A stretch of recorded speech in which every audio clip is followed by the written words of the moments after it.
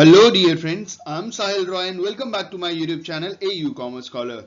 This is Economics Mock Test Part 21, and we are going to cover next 25 questions on economics from question number 501 to question number 525. These questions are important for all those candidates who are going to appear for BCom entrance exam, MCom entrance exam, CRET, NET, JRF, State Eligibility Test as well as for CTET. अगर ये video beneficial लगे तो like और comment जरूर करें. Let's begin with our first question.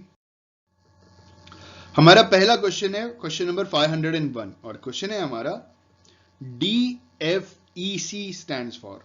हमें बताना है DFEC का full form. We have 4 options. पहला ऑप्शन है हमारा ड्यूटी फ्रीडम एक्सपोर्ट क्रेडिट, दूसरा option duty free export credit, तीसरा option direct foreign exchange control और चौथा option duty free exchange credit. तो इस क्वेश्चन का सही आंसर है option B, duty free export credit. DFEC stands for duty free export credit. Option B is the correct answer. हमारा अगला question question number 502 है और क्वेश्चन है हमारा FIEO स्टैंड्स फॉर. यहां पे हमें FIEO का फुल फॉर्म बताना है. हमारे 4 ऑप्शन हैं. पहला ऑप्शन है हमारा Federation of Indian Export Organisation, दूसरा ऑप्शन है हमारा फेडरेशन ऑफ एक्सपोर्ट ऑर्गेनाइजेशन, तीसरा ऑप्शन है हमारा फॉरेन इंपोर्ट एक्सपोर्ट ऑर्गेनाइजेशन और चौथा ऑप्शन है हमारा फाइनेंशियल इंपोर्ट एक्सपोर्ट ऑर्गेनाइजेशन. तो इस क्वेश्चन का सही आंसर है FIEO stands for Federation of Indian Export Organization. Option A is the correct answer. FIEO का फुल फॉर्म है Federation of Indian Export Organisation. हमारा अगला क्वेश्चन क्वेश्चन नंबर 503 है और क्वेश्चन है हमारा रुपी वॉज डीवैल्यूड इन. रुपीस इनमें से किस डेट को, किस साल को डीवैल्यू किया गया था. We have 4 options. पहला ऑप्शन है जुलाई 1990, दूसरा ऑप्शन है जुलाई 1992, तीसरा ऑप्शन है जुलाई 1991 और चौथा ऑप्शन है जुलाई 1994. इस क्वेश्चन का सही आंसर है ऑप्शन सी, जुलाई 1991. देखिए इंडिया के अंदर जब ऑफिशियली अपनी जो इंडियन रुपीस है ना, उसको जब उसकी वैल्यू को कम किया जाता है ऑफिशियली, तो उसे कहते हैं डिवैल्यूएशन. इंडिया में ऑफिशियली 3 बार डिवैल्यूएशन हुआ है. पहली बार 1966 में हुआ था, दूसरी बार 1991 में हुआ था और तीसरी बार 2013 में हुआ था. मनमोहन जी ने किया था. तो ये जो जुलाई 1991 में डिवैल्यूएशन हुआ था इंडियन रुपीस का, ये अप्रोक्सीमेटली 19% हमारी करेंसी को डिवैल्यू कर दिया गया था. ठीक है, तो rupee was devalued in July 1991 is the correct answer for the given question. हमारा अगला क्वेश्चन क्वेश्चन नंबर 504 और क्वेश्चन है हमारा at present there are only dash industries for which licensing is compulsory. Present में सिर्फ कितनी, मतलब कितनी इंडस्ट्रीज हैं जिनके लिए लाइसेंस लेना बहुत ही कंपलसरी है गवर्नमेंट ऑफ इंडिया द्वारा. We have 4 options. पहला ऑप्शन है 6 इंडस्ट्रीज, दूसरा ऑप्शन है 10 इंडस्ट्रीज, तीसरा ऑप्शन है 18 इंडस्ट्रीज और चौथा ऑप्शन है 9 इंडस्ट्रीज. तो इस क्वेश्चन का सही आंसर है at present there are only 6 industries for which licensing is compulsory. Option A is the correct answer for the given question. अगला क्वेश्चन है हमारा क्वेश्चन नंबर 505 और क्वेश्चन है हमारा at present dash industries are reserved for public sector. Present में 2020 चल रहा है, कितनी इंडस्ट्रीज रिजर्व रखी गई हैं पब्लिक सेक्टर के लिए. ठीक है, वी हैव 4 ऑप्शंस. पहला ऑप्शन है 3, दूसरा ऑप्शन है 5, तीसरा ऑप्शन है 7 और चौथा ऑप्शन है 8. तो इस क्वेश्चन का सही आंसर है ऑप्शन ए, 3 इंडस्ट्रीज.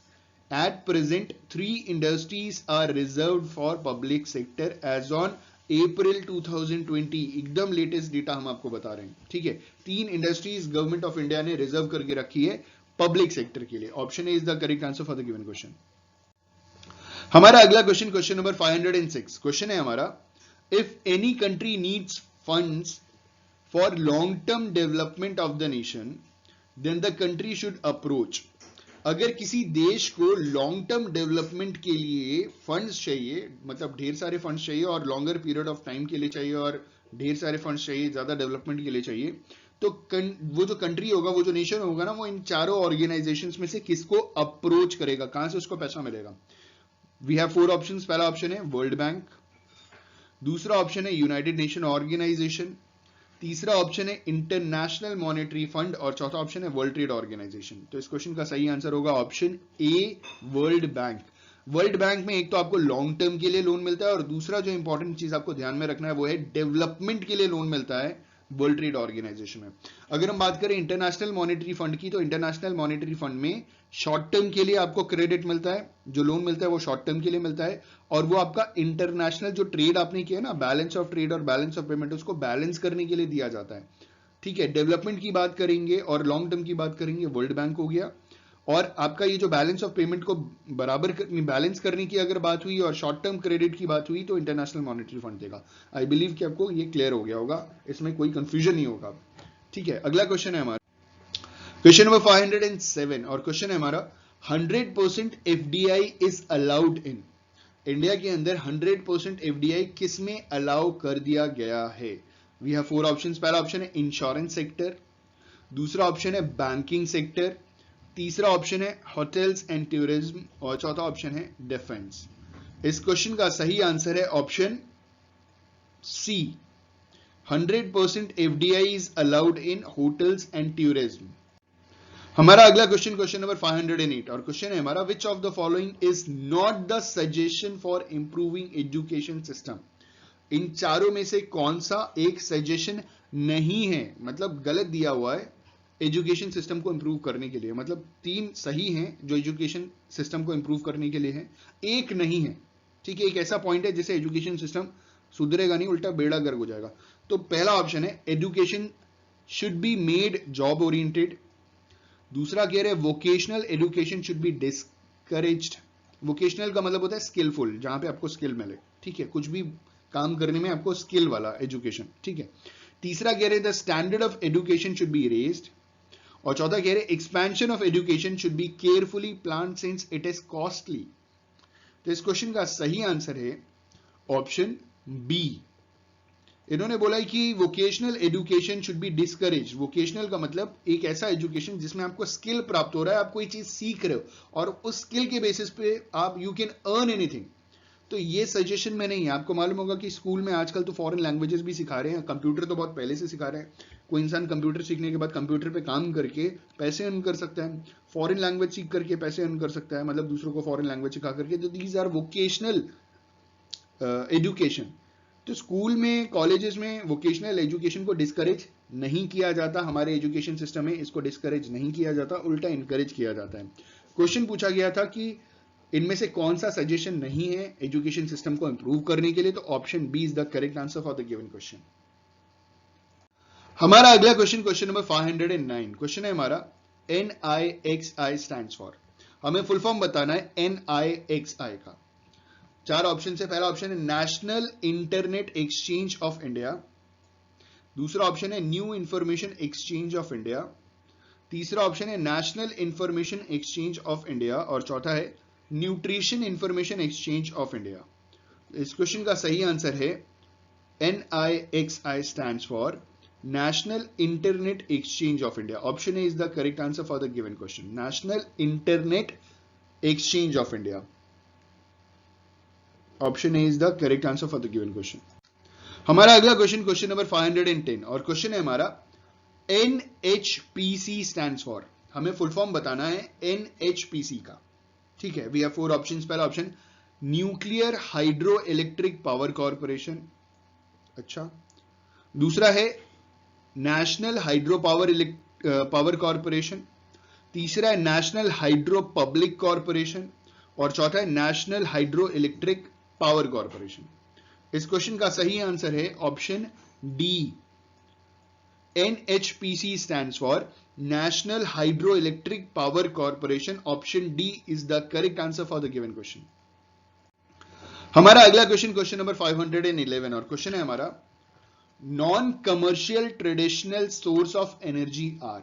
इनमें से कौन सा non commercial traditional source of energy है, मतलब एनर्जी का सोर्स है, नॉन कमर्शियल और traditional source. We have 4 options. पहला ऑप्शन है हमारा फायरवुड, दूसरा ऑप्शन है डंग केक्स मतलब काउ डंग केक्स, ठीक है। तीसरा है एग्रीकल्चरल वेस्ट और चौथा है ऑल ऑफ द अबव। तो इस क्वेश्चन का सही आंसर है option D, all of the above. ये तीनों के तीनों non commercial traditional source of energy है, ठीक है, इंडिया के अंदर। Option D is the correct answer for the given question. हमारा अगला क्वेश्चन, क्वेश्चन नंबर 512। क्वेश्चन है हमारा प्लांट लोड फैक्टर मेजर्स। जो प्लांट लोड फैक्टर है वो क्या मेजर करता है? We have 4 options. पहला ऑप्शन है हमारा operational efficiency of hydel plant, दूसरा ऑप्शन है हमारा operational efficiency of atomic plant, तीसरा ऑप्शन है हमारा operational efficiency of thermal plant और चौथा ऑप्शन है हमारा operational efficiency of tidal plant. तो plant load factor measures option C, that is operational efficiency of thermal plants, ठीक है। प्लांट लोड फैक्टर क्या मेजर करता है? Operational efficiency of thermal plants. अगला क्वेश्चन है हमारा क्वेश्चन नंबर 513 और क्वेश्चन है हमारा इन the theory of demographic transition in the first stage. In the theory of demographic transition in the first stage हमें बताना है क्या होता है फर्स्ट स्टेज में डेमोग्राफिक ट्रांजिशन के। We have 4 options. पहला ऑप्शन है birth rate falls and death rate falls. Birth rate भी फॉल कर रहा है और डेथ रेट भी फॉल कर रहा है। दूसरा ऑप्शन है birth rate falls and death rate rises. तीसरा है birth rate is high and death rate is high और चौथा है birth rate rises and death rate falls. इस क्वेश्चन का सही आंसर है option C, birth rate is high and death rate is high, ठीक है।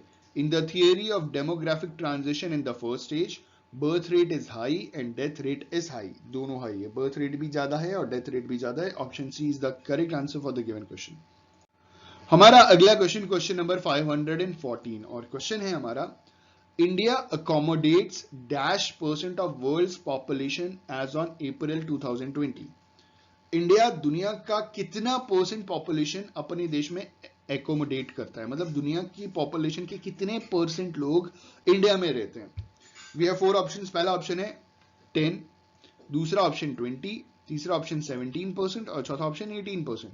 तो इस क्वेश्चन का सही आंसर है India accommodates 17% of world's population as on April 2020। अभी की जनसंख्या के हिसाब से as on April 2020 India accommodates 17% of world's total population.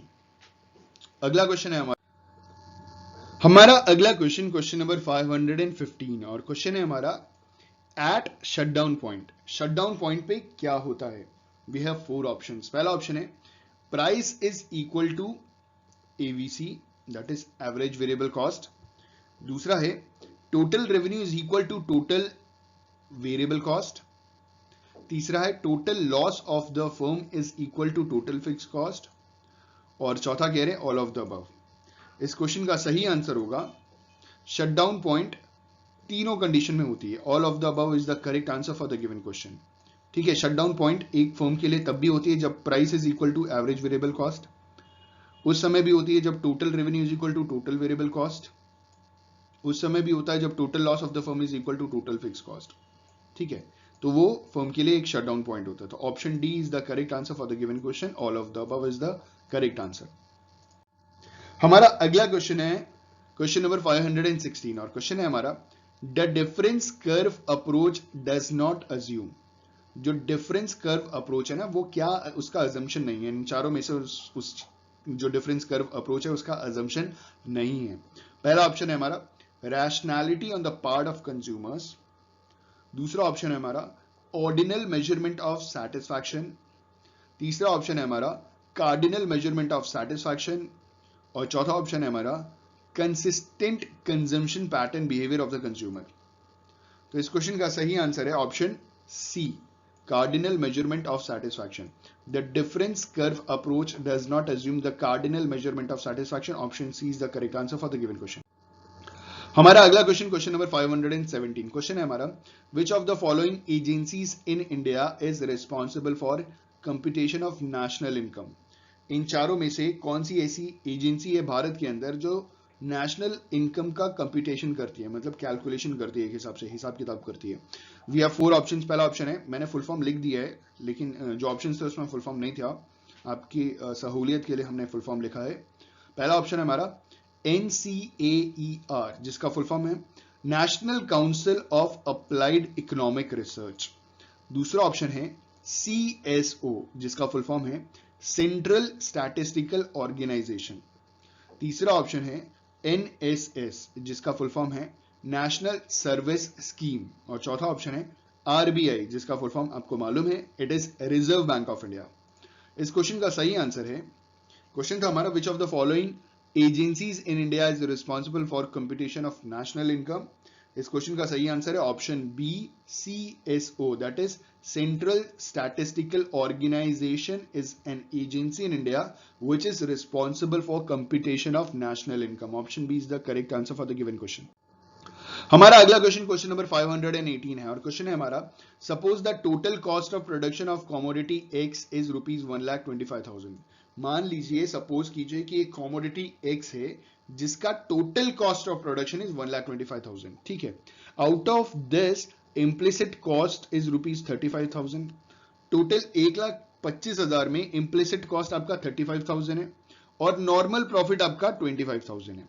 What will be the explicit cost of the commodity X? ठीक है, we have 4 options। पहला ऑप्शन है 90,000, दूसरा ऑप्शन है 60,000, तीसरा ऑप्शन है 65,000 और चौथा ऑप्शन है 1 लाख। चलिए इसको सॉल्व करते हैं। हमारा जो टोटल कॉस्ट था वो 1,25,000 था। अगर हमें एक्सप्लिसिट कॉस्ट निकालना है तो इसमें हमें इम्प्लिसिट कॉस्ट माइनस करना पड़ेगा और साथ ही साथ हमें उसमें नॉर्मल प्रॉफिट को भी माइनस करना पड़ेगा। तो 1,25,000 में जब हम 25,000 माइनस करेंगे तो बच गया 1 लाख, और 1 लाख में हम जब 35 माइनस करेंगे तो बच गया 65,000। तो इस क्वेश्चन का सही आंसर है ऑप्शन सी 65,000, ठीक है।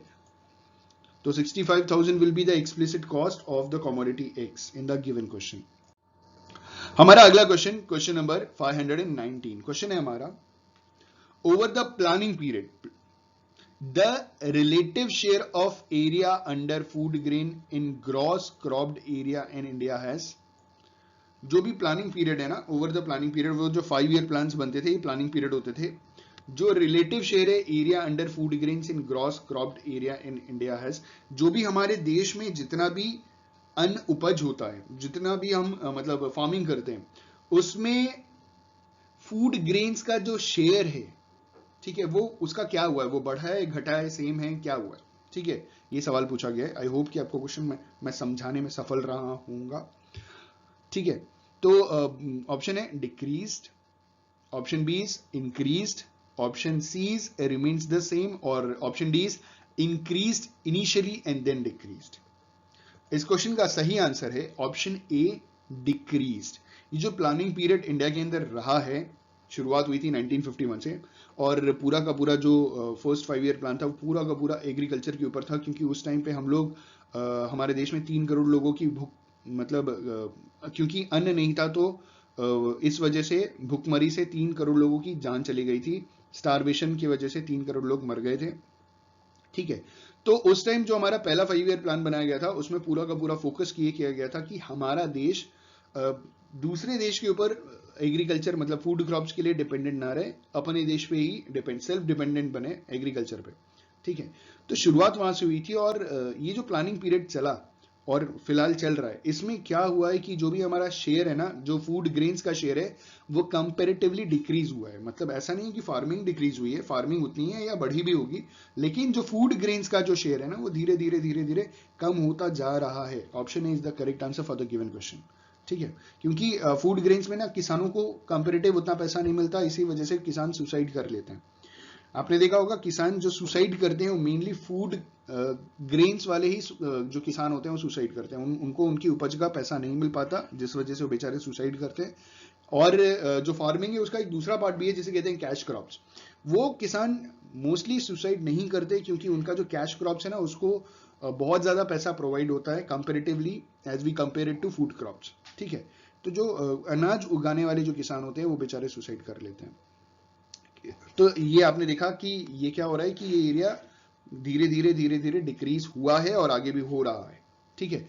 अगला क्वेश्चन है हमारा अगला क्वेश्चन है, क्या है क्वेश्चन है हमारा क्वेश्चन नंबर 520 और क्वेश्चन है हमारा the LAC curve that is long run average cost curve. जो long run average cost curve है ना, उसके बारे में बोला गया है कि इन चारों में से कहां वो फिट बैठता है, जरा आप बताइएगा। We have 4 options. पहला ऑप्शन है the LAC curve falls when the long run marginal cost curve falls. ठीक है, LAC कर्व फॉल करेगा जब long run marginal cost curve fall करेगा। दूसरा ऑप्शन है the LAC curve rises when the long run marginal cost curve rises.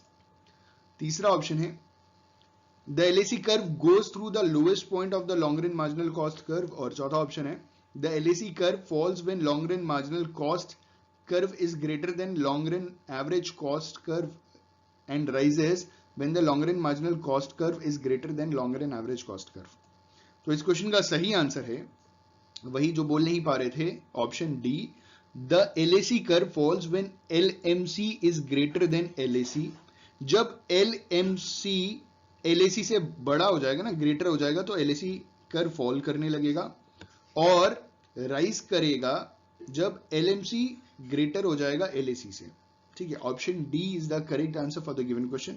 अगर question समझने में दिक्कत हो रही है तो आप एक बार इसे पॉज करके, वीडियो को पॉज करके आप एक बार इसे पढ़ लीजिएगा। ठीक है, आपको क्लियर हो जाएगा। दिक्कत होने से कमेंट जरूर कीजिएगा, मैं जरूर से एक्सप्लेन करूंगा इसको। ठीक है, हमारा अगला क्वेश्चन, क्वेश्चन नंबर 521। क्वेश्चन है हमारा, over the planning period the share of industrial sector in the GDP of India has. जो प्लानिंग पीरियड रहा ना आजादी के बाद 1951 से, जो हमारा प्लानिंग पीरियड शुरू हो गया ना, first 5 year plan, second 5 year plan, ठीक है, इस टाइप से जो प्लानिंग पीरियड रहा, इसमें जो इंडस्ट्रियल सेक्टर है ना GDP में, उसका क्या हुआ, मतलब ये इंक्रीज हुआ, डिक्रीज हुआ, रिमेन्स द सेम, ठीक है, या रिमेन अबव 40%, तो क्या हुआ? 4 ऑप्शन। पहला ऑप्शन इंक्रीज, दूसरा ऑप्शन डिक्रीज, तीसरा ऑप्शन रिमेन कांस्टेंट और चौथा ऑप्शन रिमेन अबव 40%। तो मैं आपको बताऊं, इंडिया में जो पहली बार इंडस्ट्रियल पॉलिसी आई थी ना, वो आई थी 1948 में। रीजन क्या था कि जो देश डेवलप्ड हैं, आप जितने भी दुनिया के देश देख लीजिए, जितने भी डेवलप्ड देश हैं, वहां सेकेंडरी सेक्टर, जो भी इंडस्ट्रियल सेक्टर है ना, वो उनकी बदौलत डेवलप्ड है। इंडिया में आज भी 70% पॉपुलेशन, मतलब अगर मैं प्रेजेंट की बात करूं, डायरेक्टली जितनी जो इंडिया की पॉपुलेशन है ना, जो एग्रीकल्चर कर रही है, वो 48.9% पॉपुलेशन आज के डेट में भी एग्रीकल्चर कर रही है। और they are not even bringing the 15% of GDP, वो 15% भी GDP का लेकर के नहीं आ रहे हैं। तो मतलब एग्रीकल्चर सेक्टर में काम करने के बाद भी आप GDP इंक्रीज नहीं कर पा रहे हो, वो भी एक अच्छी खासी पॉपुलेशन। मतलब इंडिया में जितने भी पॉपुलेशन काम कर रही है, उसका 50% एग्रीकल्चर में काम कर रही है और ग्रोथ नहीं हो पा रहा। और हमने देखे हैं कि बहुत सारे ऐसे देश हैं पूरी दुनिया में जहां की पॉपुलेशन बहुत थोड़ी है लेकिन बहुत डेवलप्ड है इंडिया से। जैसे जापान की बात करें, वहां की इंडिया के कंपेरेटिव बहुत कम लोग हैं, पॉपुलेशन बहुत कम है। आप देखिए वहां की GDP कितनी हाई है, वहां का पर कैपिटा इनकम कितना ज्यादा है। तो यही बात यहाँ पे कही जा रही है कि ओवर द प्लानिंग पीरियड, जो इंडिया में पहली बार इंडस्ट्रियल पॉलिसी है 1948 में, तो उसके बाद क्या हुआ कि जो इंडिया का जो इंडस्ट्रियल सेक्टर था ना, वो GDP के कंपेरेटिव, मतलब वो धीरे धीरे बढ़ने लगा और आज भी बढ़ रहा है। आपने देखा कि नरेंद्र मोदी जी, जो हमारे प्राइम मिनिस्टर हैं, इंडिया के प्राइम मिनिस्टर हैं, उन्होंने क्या किया कि इसमें और भी डेवलपमेंट लाने के लिए और भी चेंजेस किए। Make in India, made in India, बहुत सारे प्रोजेक्ट्स लेकर के आए, जिससे इंडिया में बहुत सारी चीजें मैन्युफैक्चर होना शुरू हो गई है। और आने वाले टाइम में और बढ़ेगा, नई नई फैक्ट्रीज, इंडस्ट्रीज सेटअप होंगी हमारे देश में और इससे देश डेवलप करेगा। ठीक है, इसमें कोई डाउट नहीं है। तो over the planning period the share of industrial sector in the GDP of India has increased। Option A is the correct answer for the given question. हमारा अगला क्वेश्चन है क्वेश्चन नंबर 522 और क्वेश्चन है हमारा, when dash we know that the firms are earning just normal profits। अब 4 option दिए हैं, इनमें से कौन सी कंडीशन जब आती है तो हमें ये मालूम है कि जो फर्म है वो नॉर्मल प्रॉफिट अर्न कर रहा है। ठीक है, 4 ऑप्शन है। पहला ऑप्शन है average revenue is equal to marginal revenue. जब एवरेज रेवेन्यू मार्जिनल रेवेन्यू के बराबर होता है तो क्या फर्म नॉर्मल प्रॉफिट अर्न करता है। दूसरा ऑप्शन है marginal cost is equal to average cost. तीसरा ऑप्शन है marginal cost is equal to marginal revenue और चौथा ऑप्शन है average cost is equal to average revenue. तो इस क्वेश्चन का सही आंसर है when average cost is equal to average revenue, option D, we know that firm are earning just normal profits. Option D is the correct answer for the given question. हमारा अगला question, question number 523 और question है हमारा, marginal cost curve cuts dash curve. Marginal cost curve किस curve को cut करता है eight there minimum point. ठीक है, वी हैव 4 ऑप्शंस। पहला ऑप्शन है average variable cost curve and average cost curve. दूसरा ऑप्शन है average fix cost curve and average variable cost curve. तीसरा ऑप्शन है हमारा average cost curve and average fix cost curve. और चौथा option है हमारा ऑल ऑफ द अबव। तो इस क्वेश्चन का सही आंसर है marginal cost curve cuts average variable cost curve and average cost curve at their minimum points. Option A is the correct answer for the given question. ठीक है, अगला question, question number 524। Question है हमारा in perfect competition in the long run there will be dash. इन्होंने पूछा है कि जो लॉन्ग रन में परफेक्ट कॉम्पिटिशन होता है ना, उसमें क्या होता है। ठीक है, उसमें क्या नॉर्मल प्रॉफिट्स होते हैं, ऑप्शन ए। क्या उसमें सुपर नॉर्मल प्रॉफिट्स होता है, क्या उसमें लेस प्रोडक्शन होता है, या क्या उसमें कॉस्ट विल बी फॉलोइंग होता है। तो इस क्वेश्चन का सही आंसर है in perfect competition in the long run there will be normal profits. Option A is the correct answer for the given question. ठीक है, परफेक्ट कॉम्पिटिशन में लॉन्ग रन में फर्म को नॉर्मल प्रॉफिट्स होते हैं।